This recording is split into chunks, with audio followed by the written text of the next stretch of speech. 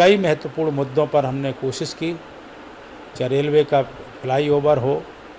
चाहे रेलवे के विस्तारीकरण का बात हो, चाहे नई ट्रेनें हमने चाहे ग्वालियर की चलाई हो, चाहे कोटा की चलाई हो, चाहे अजमेर वाला हो, चाहे हमारी फफूंद जो कानपुर फफूंद से इटावा हो, चाहे आगरा से फफूंद हो, इन सब के लिए हमने जो कोशिश की उसका एक सुखद परिणाम आया है। पासपोर्ट ऑफिस की अनुमति आ गई है, जगह देख ली है, खुलने वाला था, तब तक इस तरह की परिस्थिति बनी। हमने जो पचनदा की बड़ी समस्या थी, उस पचनदा पर काम हो, वहाँ पर 80 लाख रुपए आईआईटी को दिया गया है, उसका सर्वे हो रहा है। यहाँ पर एक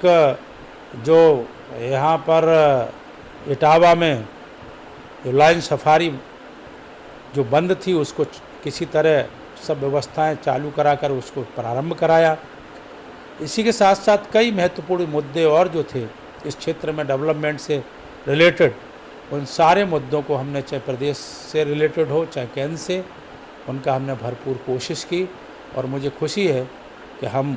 उन कामों को जिनको हाथों में लिया है वो तेज़ी के साथ आगे बढ़े हैं। कुछ पाइपलाइन में हैं, कुछ प्रगति पर हैं, कुछ अधूरे हैं, लेकिन आने वाले समय में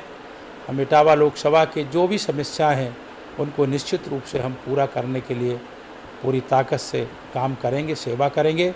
इस समय कोरोना की महामारी है, माननीय प्रधानमंत्री जी के नेतृत्व में इस लड़ाई को पूरा देश लड़ रहा है और जीत रहा है। उत्तर प्रदेश के माननीय मुख्यमंत्री जी के नेतृत्व में उत्तर प्रदेश में भी हम लोग इस पूरी तरह से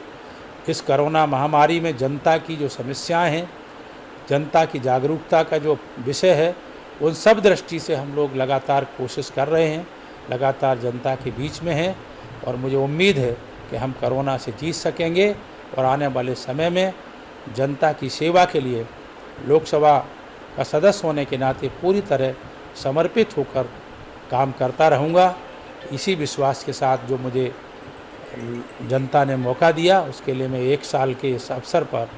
आभार व्यक्त करता हूँ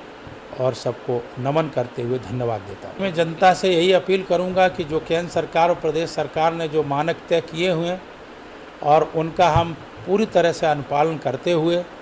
जो एक डिस्टेंस है एक दूसरे की, उसका ध्यान में रखते हुए जो हमें मौका दिया गया है उसमें चाहे हम व्यापार का काम हो, चाहे बिजनेस का हो, चाहे आने जाने का है, उसी समय का हम उपयोग करें। लेकिन इस कोरोना महामारी से पूरी तरह से सावधानी रखें, क्योंकि ये अभी ख़त्म नहीं हुआ है, ये अभी जारी है और इसे हर हालत में हमें हराना होगा। और इसलिए सबको जागरूक होकर के अपने आप को सेव करना होगा। नहीं, देखिए, इटावा की एक पहचान थी कि इटावा माने एक तरह से कहा जाए कि वो लॉ एंड ऑर्डर बहुत ख़राब है और वहाँ पर जो है गुंडा तत्व हावी हैं, अपराध है। मैंने जीतने के बाद खुलेआम सब जगह बोला है और लॉ एंड ऑर्डर मेंटेन करने की दिशा में माननीय मुख्यमंत्री जी लगातार जो कोशिशें कर रहे हैं, हम उस दिशा में लगातार आगे बढ़ा रहे हैं। और मुझे प्रसन्नता है कि आज इटावा में कोई इस तरह की लॉ एंड ऑर्डर की खराब की स्थिति नहीं है। देखिए, ये बड़ा सवाल है, इसलिए सवाल बड़ा है कि हमारे इटावई के 3-3, 4-4 बार मुख्यमंत्री रहे हैं, उन्होंने भी कोई इंडस्ट्री यहाँ